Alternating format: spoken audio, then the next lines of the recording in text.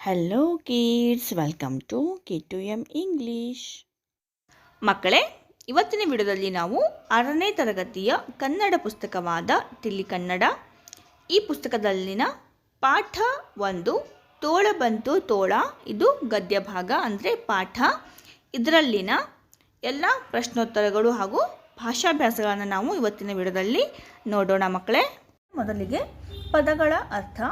ಅರಚು, ಜೋರಾಗಿ ಕೂಗು, ತಮಾಷೆ, ಹಾಸ್ಯ, ವಿನೋದ, ನಸು ನಗು ಅಂದರೆ ಸ್ವಲ್ಪ ನಗು, ಹುಸಿ ನಗೆ, ಗೊಣಗು, ಆಕ್ಷೇಪ, ಒಟಗೂಡು, ಗುಗ್ಗು, ದಡ್ಡ, ಭಾವಿಸು, ಓಡಿ ಬರುವುದು, ಮೋಜು, ಆಟ ಅಥವಾ ತಮಾಷೆ.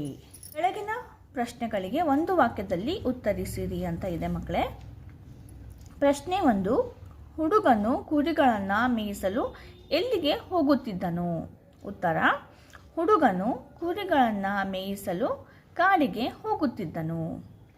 ಪ್ರಶ್ನೆ 2, ಹುಡುಗನು ಕುರಿಗಳನ್ನು ಮೇಯಲು ಬಿಟ್ಟು ಏನು ಮಾಡುತ್ತಿದ್ದನು? ಉತ್ತರ: ಹುಡುಗನು ಕುರಿಗಳನ್ನು ಮೇಯಲು ಬಿಟ್ಟು ಬಯಲಲ್ಲಿ ಆಟವಾಡುತ್ತಿದ್ದನು.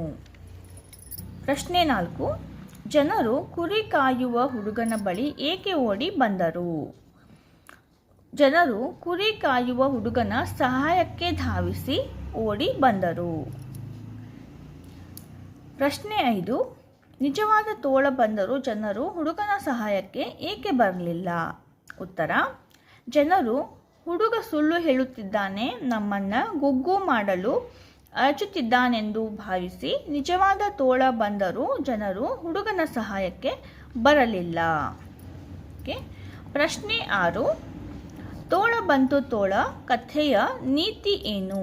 ಉತ್ತರ: ಮಿತಿ ಮೀರಿದ ಹುಡುಗಾಟ ತರುವುದು ಸಂಕಟ ಎಂಬುದೇ ತೋಳ ಬಂತು ತೋಳ ಕಥೆಯ ನೀತಿ. ಈಗ ಥರ್ಡ್ ಮೇನ್ ಭಾಷಾಭ್ಯಾಸ. ಈ ಕೆಳಗಿನ ಪದಗಳನ್ನು ಸ್ವಂತ ವಾಕ್ಯದಲ್ಲಿ ಬಳಸಿ ಬರೆಯಿರಿ ಅಂತ ಇದೆ ಮಕ್ಕಳೇ. ಫಸ್ಟ್ ಒನ್, ತಮಾಷೆ. ಅತಿಯಾದ ತಮಾಷೆ ಸಂಕಷ್ಟ ತರುವುದು. ಧಾವಿಸು, ಗುಡುಗಿನ ಜೊತೆ ಮಳೆ ಧಾವಿಸುತ್ತದೆ.